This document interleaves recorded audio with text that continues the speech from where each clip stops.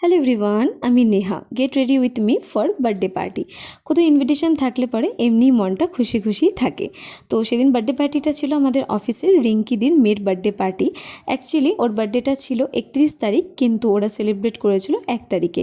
আর সেখানেই আমাদের অফিসের সবার নিমন্ত্রণ ছিল। তো সেদিন আমি পরেছিলাম এই মেরুন কালারের চুড়িদার সেটটা, যেটা আমার খুব পছন্দের। আর সেদিন আমি খুব তাড়াহুড়ো করে রেডি হয়েছিলাম, কারণ আমি হয়ে গেছিলাম লেট। অলরেডি সবাই রেডি হয়ে চলে গেছিলো লোকেশানে। তখন বাজে রাত্রি 8টা, তখন আমি বাড়িতে রেডি হচ্ছিলাম। হাতের সামনে যেটুকু পেয়েছি সেটা দিয়ে রেডি হয়েছি। তো ফাইনালি এত তাড়াহুড়ো করে রেডি হওয়ার পরে আমাকে দেখতে কেমন লাগছে অবশ্যই সবাই আমাকে কমেন্ট করে জানিও। তারপর আমি চলে গেছিলাম আমার লোকেশানে। লোকেশানটা ছিল আমার বাড়ির একদম কাছে। তো ফার্স্টে ঢুকেই আমি দেখা করে নিয়েছিলাম এই পুচকি বার্থডে গার্লের সাথে। তারপর আমি এক এক করে সবার সাথে দেখা করেছিলাম। সবাইকে দেখতে সেদিন খুব সুন্দর লাগছিল।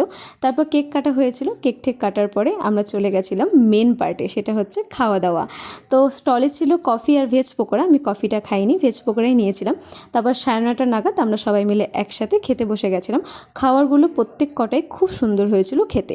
তারপর খাওয়া দাওয়া কমপ্লিট করে আমরা কিছুক্ষণ একসাথে ফটো তুলেছি, গল্পও করেছি। তারপর আমরা বাড়ি চলে এসেছিলাম।